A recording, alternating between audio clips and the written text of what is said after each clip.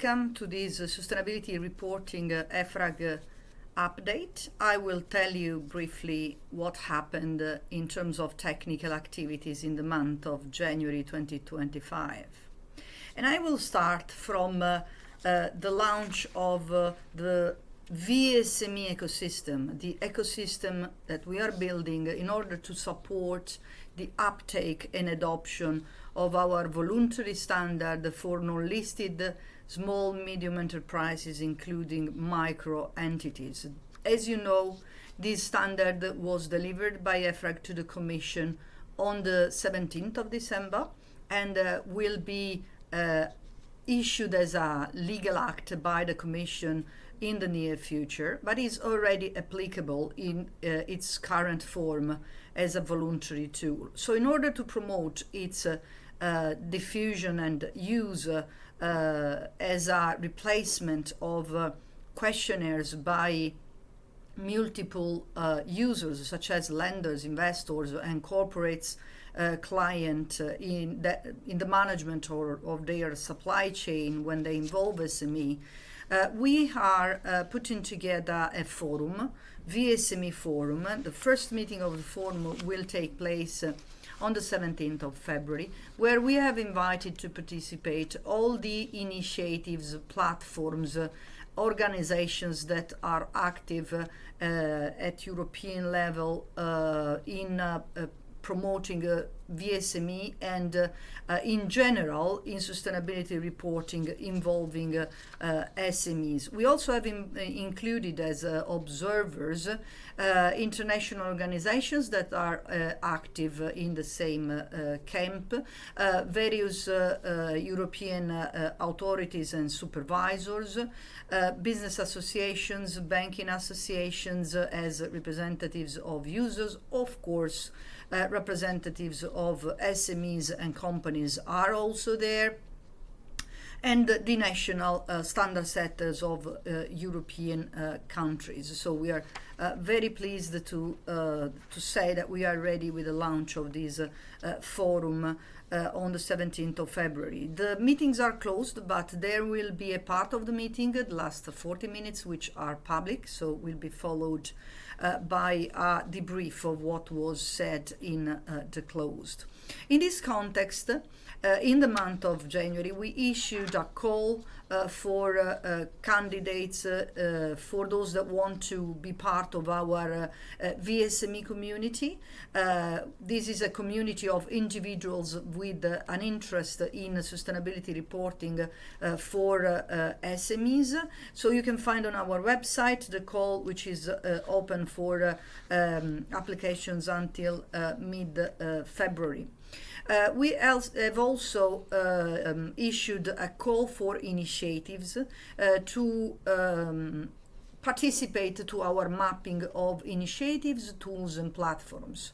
The aim here is to map all the initiatives that have reached a certain uptake in the European market. We're talking about platforms to intermediate data, VSME data and sustainability reporting data between SMEs and their actual and potential counterparts, but also tools such as GHG calculators, geolocalization, various database and data sources, but also initiatives such as standards and framework that support VSME in their sustainability journey. So for the initiatives and organizations thereof, the timeline to participate to our mapping is the 24th of February 2025. And of course, I expect to report you back in the next updates because this VSME ecosystem is something that will continue to be an important part of our agenda all along 2025. Let's now move to the topics that have been included in the agendas of our sustainability reporting TEG for this month, and I will mention a series of editorial sessions that we are having with our members. In particular, we are planning the activity of drafting a support guide to accompany SMEs in their VSME application. But also we analyzed the pipeline of possible implementation guidance for the standards applied by the large undertakings. And this is important because it's a discussion on the frequent questions that we receive on our FAQ platform that deserve an implementation guidance to be addressed, but also in general other implementation challenges. This is helping us in order to build the pipeline of future implementation guidances. So again, I will tell you more in the next episodes of this update. We have also discussed on the 21st of January the transition plan implementation guidance that has been in fact approved as a recommendation for the board on the 23rd of January 2025 by our TEG. We also had a couple of educational sessions on the ESMA ongoing consultation on our ex-BRL taxonomy and then also Q&A, where we, as you know, as I told you in the last episode of this update, during this reporting season, not to disrupt the activities of the companies that are already issuing their reports, and we are very proud and pleased to see that the first 20-30 reports have been already issued, and so ESRS are bringing their fruits. But we don't want to disrupt this reporting season, and so for this reason all the technical discussions of future explanations are taking place in the private currently, both in the TEG and the board, and we will make sure as soon as the reporting season is over toward the end of March, we will resume the discussions in public, explaining what has in the meanwhile done in editorial closed sessions. Now let's move on the topics that have been on the agenda of the board, and here I can mention, of course, the Q&A's categorization and explanation, but I also need to report you about the approval of the technical content of the exposure draft of non-EU ESRS. These are the standards that, according to the CSRD, are going to be applied by non-European groups when they have more than 150 million of turnover in the EU. And we know there are many companies and groups impacted all around the globe. Now, waiting for clarity on the simplifications that the forthcoming omnibus regulation will propose and indicate on the CSRD in general and on ESRS, the board couldn't proceed with the formal approval of the exposure draft, nor to approve to issue it in consultation. That will happen only once we have received the green light by the European Commission, and provided that there are no ramifications from the omnibus on these non-EU standards. So what we have achieved on the 15th of January in the board approval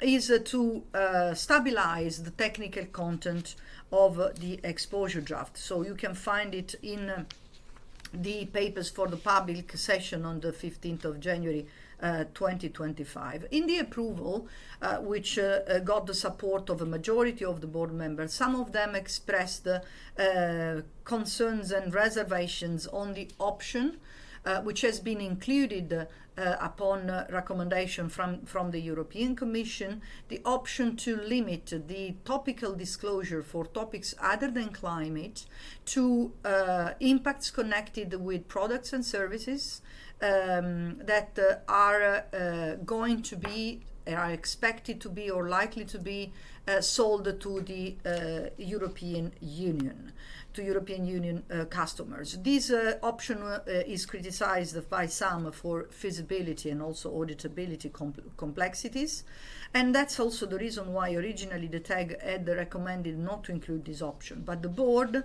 agreed on a majority basis to include it in order to follow the recommendation of the European Commission to consult on such an option.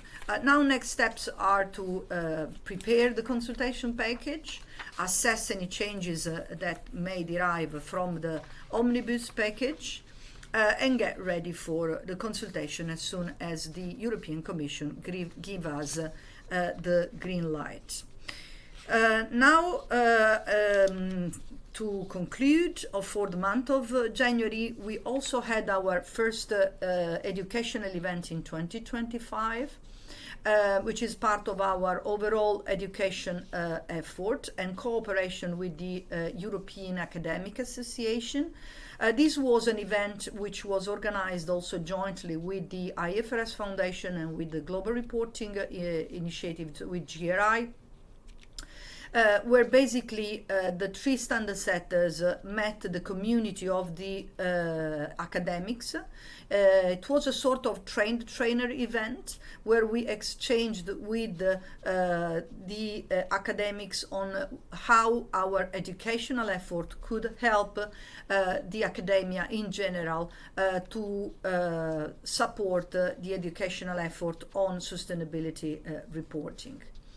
Finally, I want to mention a couple of important, one important call for candidates in particular. As we do every year, we issue our rotation call, so an open call for candidates that would like to join our EFRAG sustainability reporting TEG. We have a good number of them that are on for rotation. They could be reappointed, but our due process foresees that we collect also new potential candidates. All the stakeholder categories are welcome, so being them preparers, auditors, civil society and NGOs, or investors or academics with experience of implementation of our standards and professional use in general of sustainability reporting. So please help us to disseminate. We need the best experts in Europe to help us in the main technical challenges that are ahead of us, and you have time until the 17th of March to apply. We have reached the end of this January update. I wish you a good day to all of you, and I talk to you in 1 month. Thank you.